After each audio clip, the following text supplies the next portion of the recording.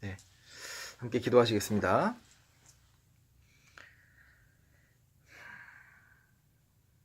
저희를 사랑하시는 하나님 아버지 감사합니다.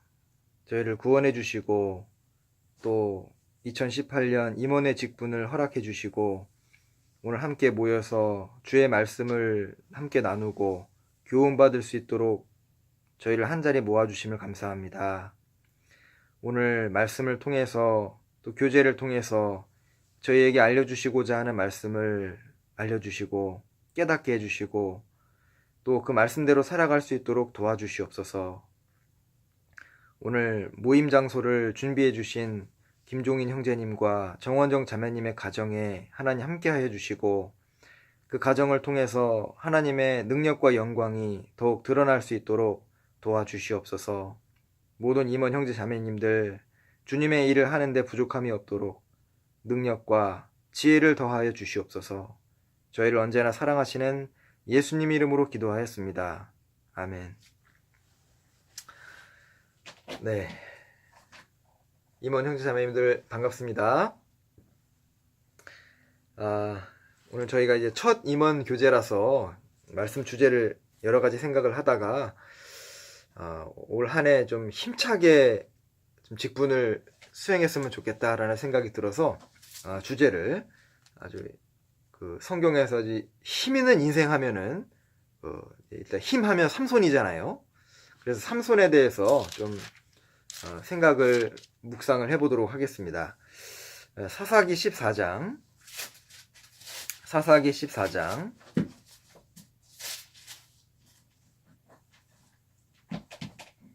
1절부터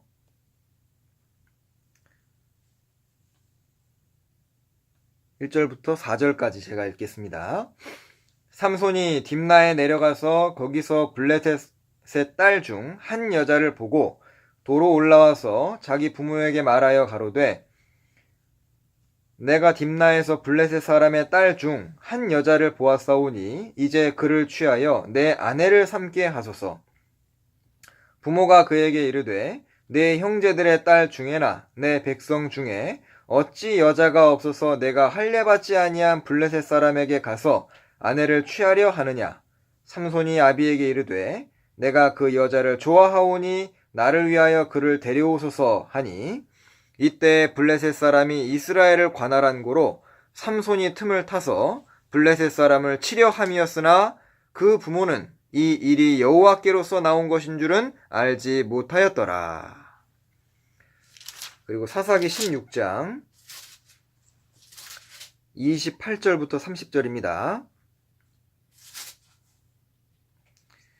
삼손이 여호와께 부르짖어 가로되 주 여호와여 구하옵나니 나를 생각하옵소서. 하나님이여 구하옵나니 이번만 나로 강하게 하사 블레셋 사람이 나의 두 눈을 뺀 원수를 단번에 갚게 하옵소서 하고 집을 버틴 두 가운데 기둥을 하나는 왼손으로 하나는 오른손으로 껴 의지하고 가로되 블레셋 사람과 함께 죽기를 원하노라 하고 힘을 다하여 몸을 굽히매 그 집이 곧 무너져 그 안에 있는 모든 방백과 온 백성에게 덮이니. 같이 읽을까요? 삼손이 죽을 때 죽인 자가 살았을 때 죽인 자보다 더욱 많았더라. 네. 삼손에 대해서는 잘 알고 계실 겁니다. 자, 오늘 삼손의 특징 몇 가지와 이제 삼손이 신앙생활에서 실패한 이유들, 그리고 우리가 방금 읽었던 마지막에 삼손이 죽을 때 더 큰 능력을 행했다고 돼 있죠. 그것이 무엇을 의미하는지 좀 간단하게 생각을 해보겠습니다. 자, 먼저 이 삼손은 나실인이죠. 사사기 13장에 그 삼손의 부모님이 하나님을 대면하잖아요. 만납니다. 그래서 블레셋으로부터 이스라엘을 구원할 자가 너희들로부터 나올 건데 그 나실인으로서 구별되게 포도의 소산을 먹지 말게 하고 머리에 삭도를 대지 말고 이렇게 구별되게 살게 됩니다. 그러니까 이 나실인은 신약 시대에 누구의 모형이냐면은 구원받은 그리스도인의 모형이랑 딱 맞아요. 그래서 삼손의 모습을 딱 보면요, 구원받은 그리스도인의 모습이라고 보면 딱 맞습니다. 자, 그런데 이 13장 24절 25절에 이게 삼손의 그 어린 시절이 나오죠. 여인이 아들을 낳음에 이름을 삼손이라 하니라. 아이가 자라매 여호와께서 그에게 복을 주시더니 소라와 에스다올 사이 마하네단에서 여호와의 신이 비로소 그에게 감동하시니라. 이 24절에 하나님께서 삼손에게 복을 주셨다는 구절이 있죠. 이 말씀 속에서 하나님은 아무에게나 복을 막 주시지 않잖아요. 그러니까 이 삼손은 하나님께 복을 받기 위해서 복받을 행동을 하기 위해 힘썼다는 걸 알 수 있고, 하나님에 대한 이 주 안에서 바르게 살 열망을 가지고 컸다는 걸 알 수가 있습니다. 그러니까 부모는 처음 삼손 태어날 때부터 하나님의 계시를 받고 아이를 가졌기 때문에 어떻게든 이 신앙의 교육을 아주 철저히 시켰을 거라는 걸 알 수가 있죠. 자, 그래서 하나님의 이제 신이 그에게 임하게 되고, 그에게 이제 놀라운 역사들이 있는데, 자, 삼손의 대표적인 첫 번째 특징은 뭐냐면은 바로 이 힘입니다. 힘. 자, 힘 하면 삼손이잖아요. 그러니까 삼손에게는 뭔가 특별한 힘이라는 게 와 있었는데, 막 사자와도 맨손으로 싸워서 이겨버리잖아요. 그러면 삼손에게만 힘을 주신 것이 아니라 구약시대 다윗에게도 주님이 특별한 힘을 주셨다는 걸 알 수 있는데, 여기 시편 18장이죠? 시편 18장 찾겠습니다. 시편 18장 32절부터 34절.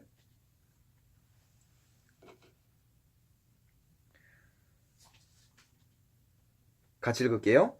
이 하나님이 힘으로 내게 띠띠우시며 내 길을 완전케 하시며 나의 발로 암사슴 발 같게 하시며 나를 나의 높은 곳에 세우시며 내 손을 가르쳐 싸우게 하시니 내 팔이 놋화를 당기도다. 자, 이 활은 보통 이렇게 한 손으로 들잖아요. 그죠? 나머지 손을 당겨야 되니까. 자, 한 손으로 이 영어 성경에 보면 bow of steel 혹은 bow of bronze라고 돼 있는데, 이 한마디로 이게 쇠예요, 쇠. 그러니까 그거를 한 손으로 이렇게 들 수 있는 사람은 아마 이게 없을 겁니다. 천하장사예요. 그죠? 다윗은 하나님의 주신 특별한 힘이 있었기 때문에 놋화를 당겼다는 거예요. 그리고 놋활의 특징은 뭐죠? 아주 멀리 날아가는 특징이 있습니다. 이 다윗도 그랬고 삼손도 그랬고 주님이 주시는 특별한 힘이 있었거든요. 그리고 시편 29장 보겠습니다. 29장 11절도 보시면 여호와께서 자기 백성에게 힘을 주시며 여호와께서 자기 백성에게 평강의 복을 주시리로다. 자, 하나님께서 자기 백성에게, 다른 백성이 아니죠? 그러니까 세상 사람에게는 주지 않지만은 하나님의 백성에게만 주시는 특별한 것이 두 가지가 있는데, 하나는 힘이고 두 번째는 평강이에요. 자, 구원받은 사람은 그렇지 않은, 거듭나지 않은 사람과 뭔가 구별되는 특징이 있는데, 대표적인 것 하나가 힘이고 또 하나는 평강입니다. 구원받은 사람에게 하나님 힘을 주시는 이유는, 하나님은 이 신약시대 크리스찬들에게 무조건 열심히 살려고 하지 않으시는 거예요. 왜냐면 이 세상을 이겨나가려면 뭔가 이긴다는 것에는 힘이 있어야 되잖아요. 뭔가 전투고 싸우는 건데 적을 힘이 없으면 이길 수가 없지 않습니까? 그러니까 하나님은 분명히 그 백성들에게 신령한 힘을 계속 주시는 것이 있어요. 68편, 시편 68편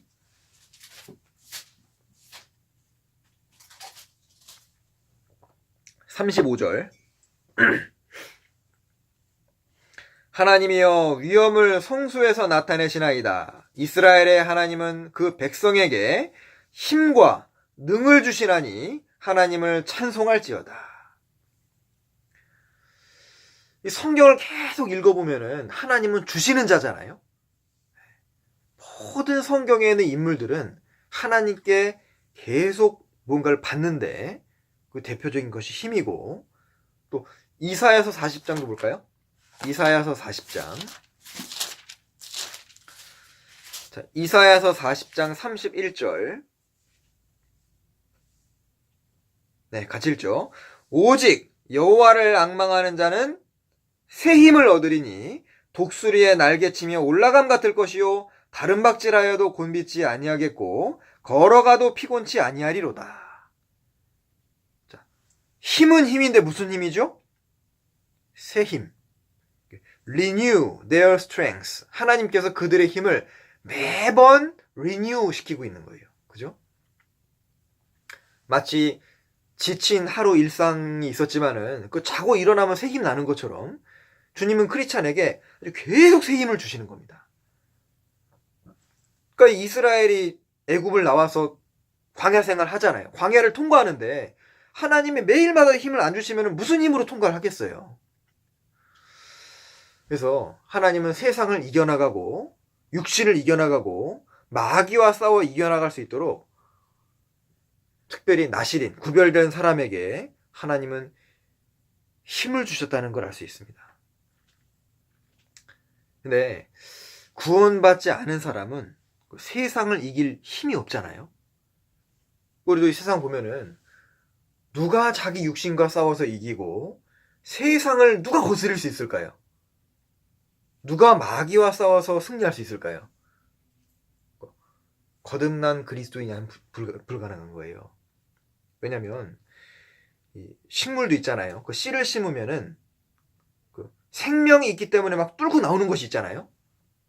그러니까 생명은 곧 힘입니다. 거듭남이 곧 생명이고, 거듭난 사람에게는 생명과 힘이 와 있는 거예요. 주님이 계속 뭘 주십니다. 그래서 우리 런던 지역에도 누가 이 주님의 나라를 확장할 수 있는 힘이 있을까요? 돈 많고 능력 있는 사람, 똑똑한 사람이 아니라 주님께로부터 신령한 힘을 부여받는 그 사람들이 마귀와 싸워 이길 수 있는 거예요. 아무나 마귀와 싸워 이기는 게 아닙니다. 분명히 크리스찬에게는 싸워 이길 수 있는 힘을 주님 주고 계셔요.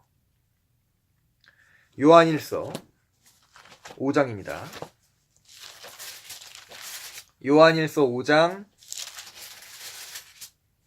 4절 5절.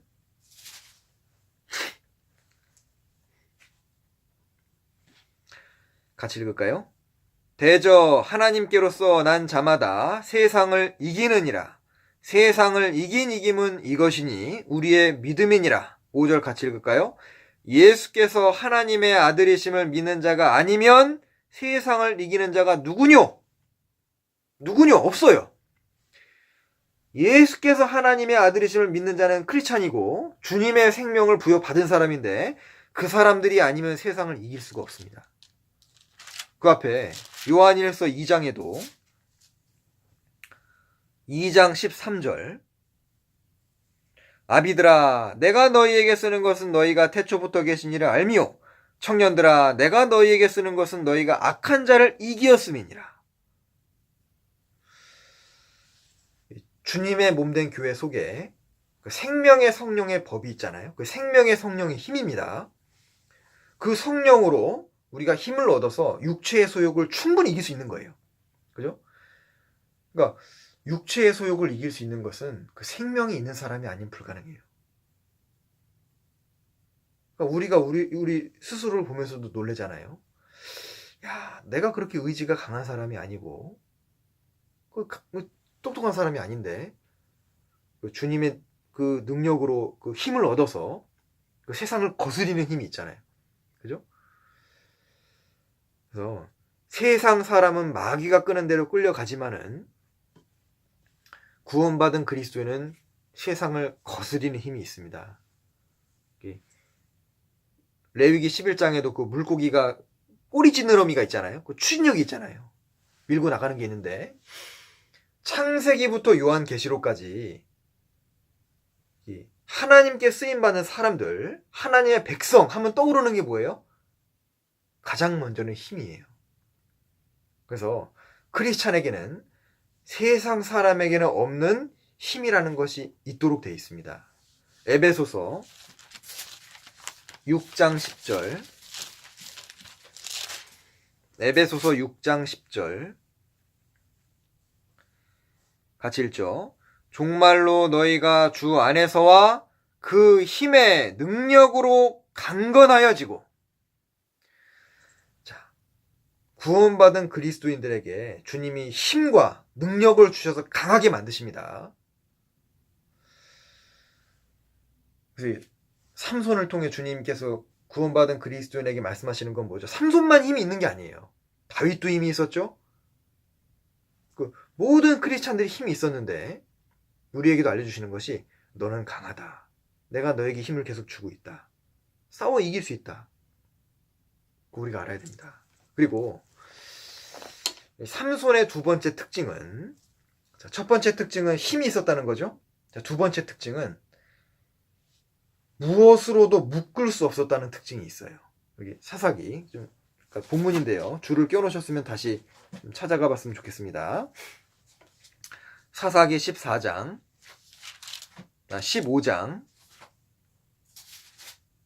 13절, 사사기 15장 13절입니다.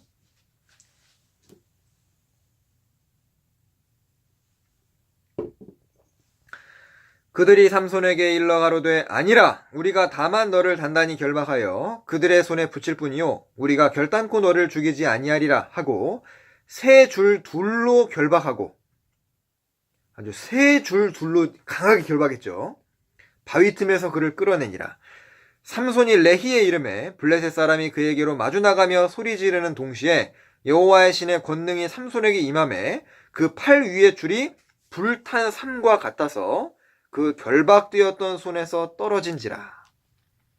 그러니까 사람들이 삼손을 아주 세 줄로 꽁꽁 묶었는데 묶을 수가 없었죠? 풀어져 버린 겁니다. 16장 9절, 이미 사람을 내실에 매복시켰으므로 삼손에게 말하되 삼손이여 블레셋 사람이 당신에게 미쳤느니라 하니 삼손이 그 칡 끊기를 불탄 삼실을 끊음같이 하였고, 실이 불에 타면 금방 끊어지잖아요. 그러니까 묶었는데 끊어지는 거예요. 12절, 들릴라가 세 줄을 취하고 그것으로 그를 결박하고 그에게 이르되 삼손이여 블레셋 사람이 당신에게 미쳤느니라 하니 삼손이 팔 위에 줄 끊기를 실을 끊음같이 하였고, 이번에는 실 끊듯이 탁 끊어버리는 겁니다. 여러 가지 줄로 묶으려고 했는데 도저히 안 묶이잖아요. 14절에 딜릴라가 바디로 그 머리털을 단단히 짜고 그에게 이르되 삼손이여 블레셋 사람이 당신에게 미쳤느니라 하니 삼손이 잠을 깨어 직조틀의 바디의 어휘선을 다 빼내버리니라. 그러니까 하나님께서 이 삼손, 나실인 그 사람에게 주신 특별한 그 능력이 아무리 여러 가지 줄로 묶으려고 해도 묶이지 않은 걸 통해서 구원받은 그리스도인의 특징을 설명을 해주시는 겁니다. 마귀는 여러 가지 줄을 활용해서 사람들을 계속 묶으려고 하고 있죠. 일단은 기본적으로 구원 안 받은 사람은 죄의 줄에 매여 있고, 그리고 명예의 줄, 돈의 줄, 이성의 줄, 쾌락의 줄, 여러 줄로 다 묶여 있잖아요. 그런데 신비하게도 구원받은 그리스도인은 그 어떤 줄로도 묶이지 않는 특징이 있는 겁니다. 너무너무 신기해요. 마귀도 열받을 만하죠. 마귀도 이상한 것이 다 묶이는데 사람들은, 거듭난 그리스도인들은 그렇게 안 묶이는 거예요. 또 묶였다고 생각했는데 좀 지나가면 또 풀리거든요. 자, 어디서 주로 이 줄이 풀어질까요? 구원받은 그리스도인도 신앙생활 하다 보면 죄가 묻어 들어오고 세상 가운데 살다 보면은 우리도 모르게 죄에 묶일 때가 간혹 있거든요. 그런데 요한복음 11장에 예수님께서 나사로를 살리셨죠? 나사로를 부르시고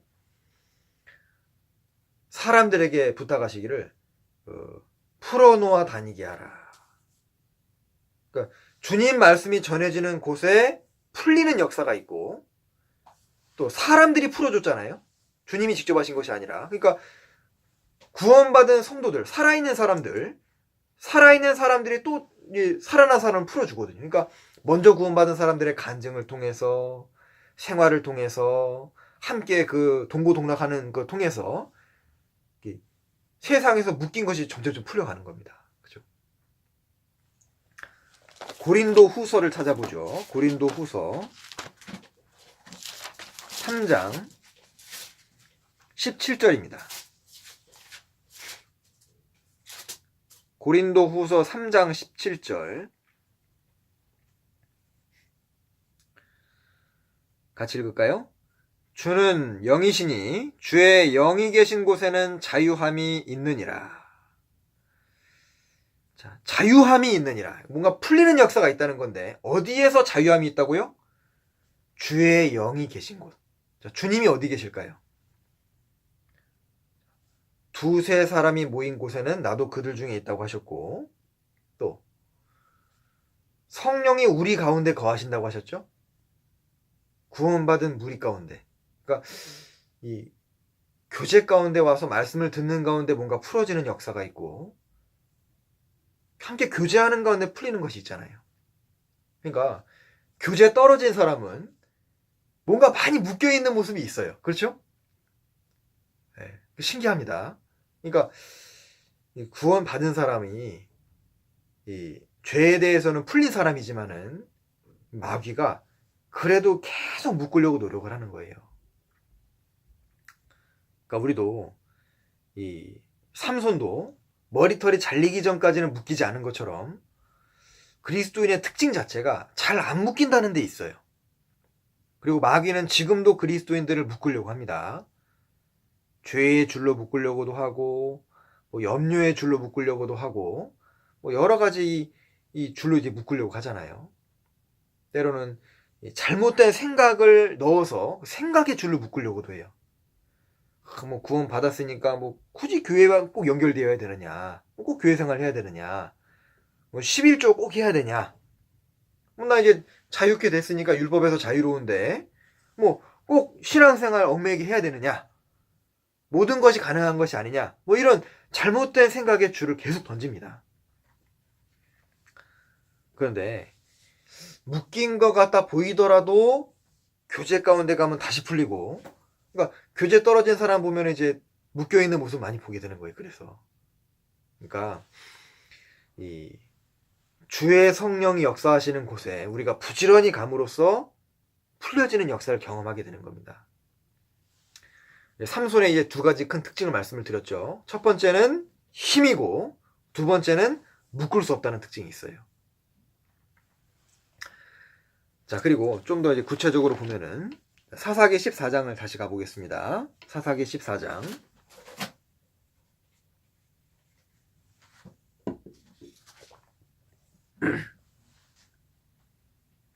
1절부터 삼손이 딥나에 내려가서 거기서 블레셋 딸 중 한 여자를 보고 도로 올라와서 자기 부모에게 말하여 가로되 내가 딥나에서 블레셋 사람의 딸 중 한 여자를 보았사오니 이제 그를 취하여 내 아내를 삼게 하소서. 자, 여기 이 삼손의 인생의 내리막이 시작이 됩니다. 여기 딥나에 내려갔다고 돼 있죠. 올라간 게 아니라, 자, 이 딥나라는 지역을 나중에 인터넷에 이렇게 검색해 보시면 위치가 이스라엘하고 블레셋하고 딱 그 경계예요. 그러니까 처음부터 완전히 타락한 것이 아니라 딥나에 내려갈 때 무슨 생각을 했을까요? 마귀가 생각을 넣었을 겁니다. 그래도 딥나는 블레셋은 아니잖아. 그 경계까지만 가면 괜찮아.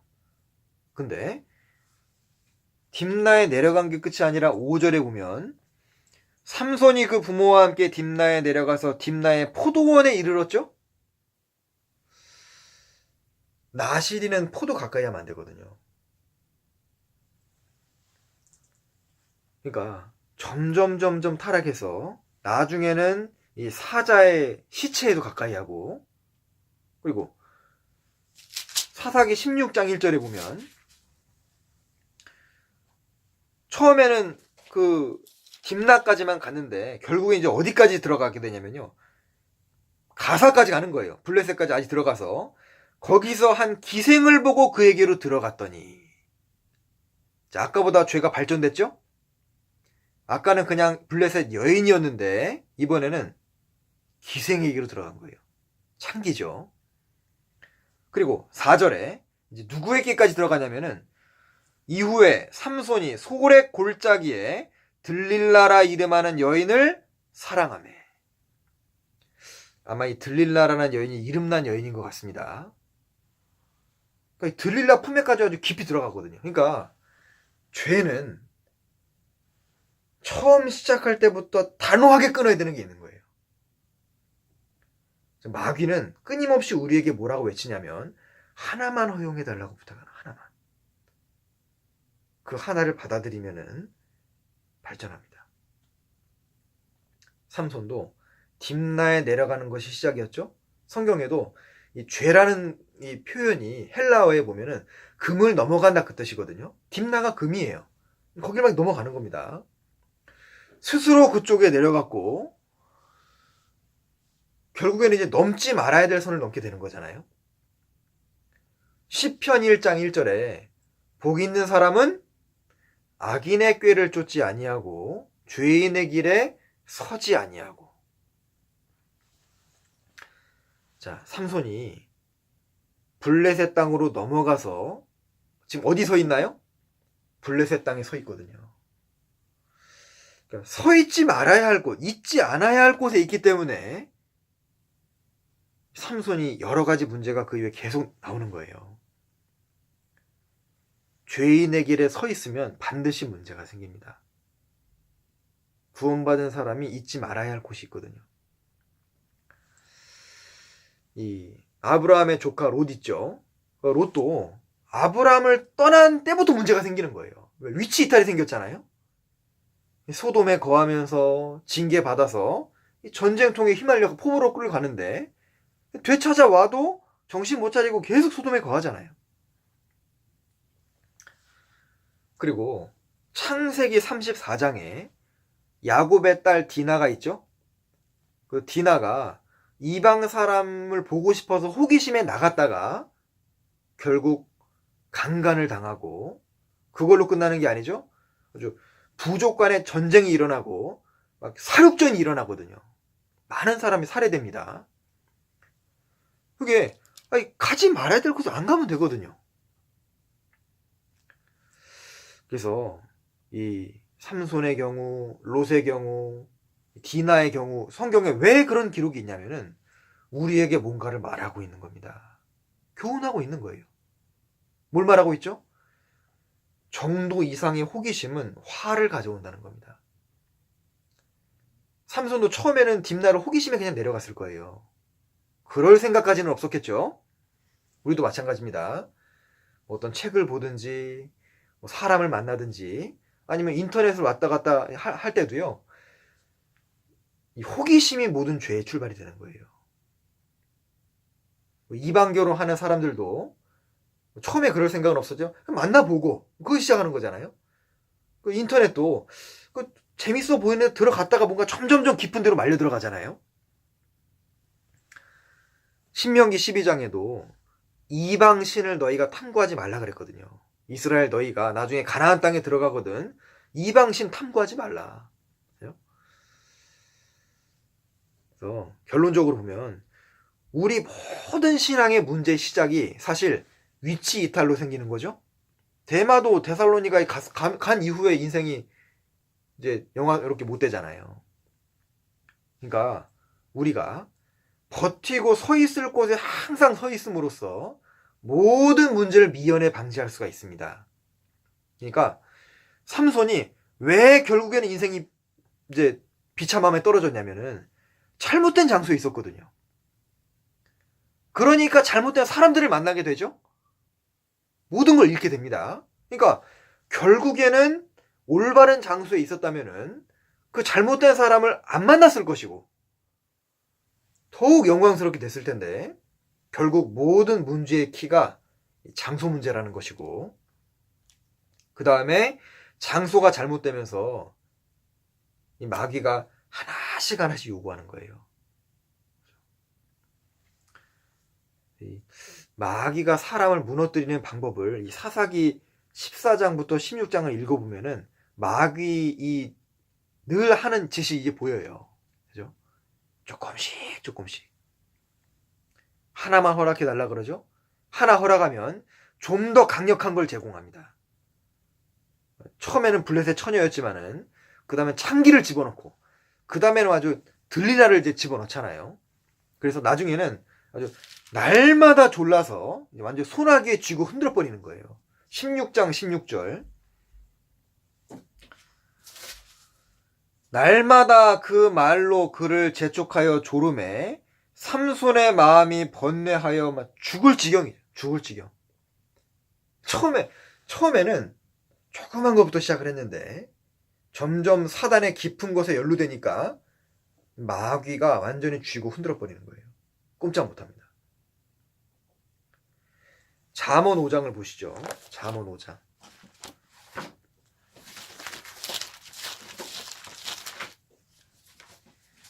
(22절)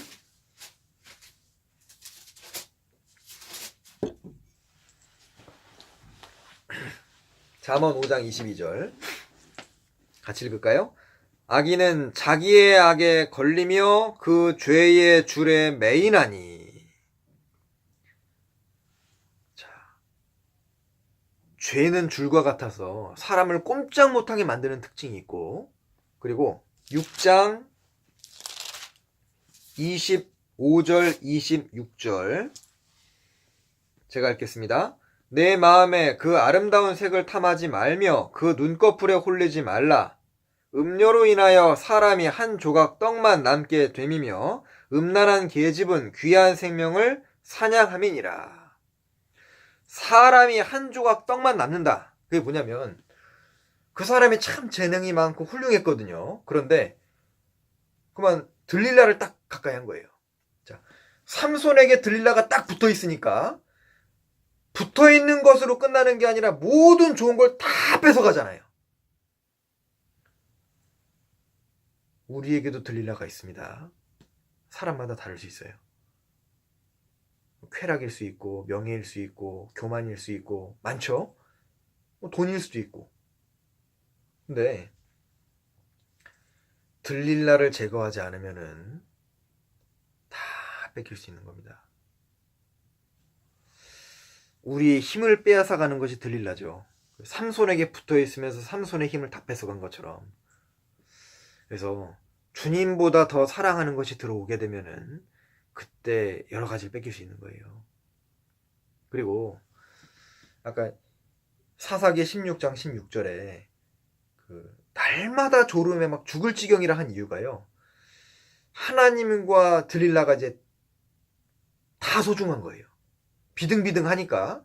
그러니까 갈등이 생기니까 죽을 지경이죠. 근데 결국에는 들릴라가 하나님보다 위에 올라갑니다. 그러니까 하지 말아야 될 비밀을 말하잖아요. 하나님과의 서원을 어기는 겁니다. 이게 왜 중요하냐면, 자 보십시오. 하나님께서도 삼손이 처음에 부족했잖아요. 유혹받고 부족했지만 그래도 쓰셨거든요. 우리도 마찬가지입니다. 그런데 넘어야 하지 말아야 할 그 마지노선이라는 것이 있는데 그거를 넘어갔을 때는 하나님이 삼손을 떠나셨어요. 그게 뭘까요? 내가 부족하더라도 주님보다 더 다른 것을 앞세우게 되면은 그게 마지노선을 넘는 겁니다. 우리가 교회 일은 할 수 있고 봉사는 할 수 있거든요. 그런데 내가 도대체 봉사하면서 왜 봉사하는지, 주님을 참으로 사랑하는 그 마음 때문에 그 마리아가 향유옥과 깬 것처럼 그 주님 사랑, 주님이 모든 것이었거든요. 마리아에게는. 그 마음으로 하는 것이 우리가 올해 임원 시작할 때 너무너무 중요할 거예요. 사사기 16장 보겠습니다. 사사기 16장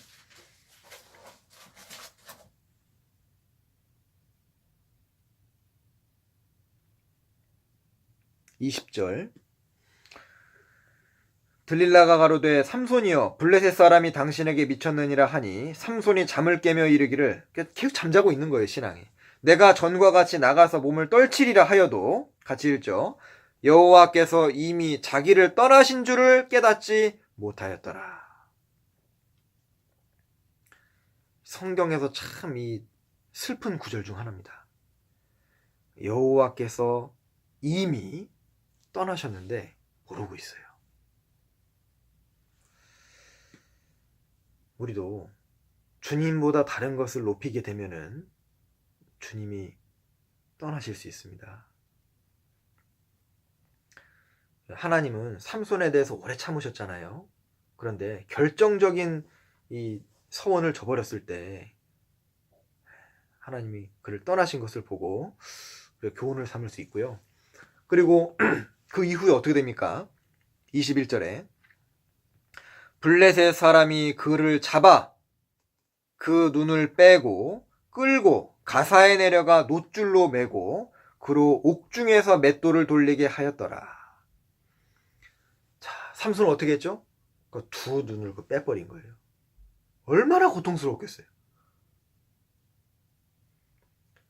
아마 이 하나님께서 삼손이 눈으로 죄를 많이 지었기 때문에 안목의 정욕이죠. 눈을 그래서 빼신 것 같아요. 얼마나 아팠을까요? 그리고 감옥에서 맷돌을 돌리는데요. 그 감옥에서, 캄캄한 감옥에서 사람들의 조롱을 당하고 눈이 뽑히고 그 감옥을 에서 맷돌 돌릴 때, 자, 삼손이 무슨 생각을 했을까요? 얼마나 후회를 했을까요? 하나님의 징계가 있습니다. 그리고 그렇지만 이 요나가 언제 하나님을 제일 가까이 했을까요? 아마 물고기 뱃속이었을 거예요. 고통 중에 있을 때, 캄캄할 때. 아마 삼손도 하나님을 언제 가장 가까이 했냐면은 아마 이 감옥이었을 거예요. 두 눈이 뽑혔을 때. 인생에서 가장 간절하게 기도했겠죠. 그러니까 부족한 것이 있고 비록 죄를 짓고 징계받았다 할지라도 성도에게 정말 중요한 건 뭐죠? 회개와 신앙입니다. 죄를 짓고 넘어졌을지라도 하나님과 가까이 달려가서 회개해야 돼요. 22절. 그의 머리털이 밀리운 후에 다시 자라기 시작하니라. 비록 삼손은 범죄함으로 아주 쓰라림을 맛봤잖아요. 주님을 멀리하면 쓴맛을 본다는 걸 깨달았고, 죄를 가까이 하면 아주 쓰다는 것을 깨달았고, 세상을 가까이 할 때 막 쑥같이 쓰다는 것을 맛봤잖아요. 근데 정말 삼손이 회개했을 때 머리털이 다시 자랐다는 건 뭐냐면, 이 구절은 뭔가 희망을 얘기하고 있잖아요.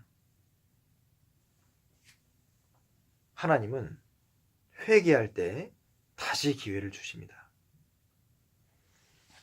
그리고 결국에는 이 삼손이 마지막에 하나님께 기도하는 내용이 나오죠. 30절에 28절부터 삼손이 여호와께 부르짖어 가로되 주 여호와여 구하옵나니 나를 생각하옵소서. 하나님이여 구하옵나니 이번만 나로 강하게 하사 블레셋 사람이 나의 두 눈을 뺀 원수를 단번에 갚게 하옵소서. 일생에서 가장 간절하게 부르짖었어요. 제발 도와주십시오. 하나님이 기회를 다시 주십니다. 그럴 때 30절 가로되 블레셋 사람과 함께 죽기를 원하노라 하고 힘을 다하여 몸을 굽히매 그 집이 곧 무너져 그 안에 있는 모든 방백과 온 백성에게 덮이니 삼손이 죽을 때에 죽인 자가 살았을 때에 죽인 자보다 더욱 많았더라. 자, 죽을 때 죽인 자가 살아있을 때 죽인 자보다 더 많았더라. 자, 이것이 무엇을 의미할까요? 마지막으로 이것만 살펴보고 마치겠습니다. 자, 살아있을 때도 역사를 했지만은 죽을 때 역사보다는 역사가 적었다. 이거 보고 아마 삼손은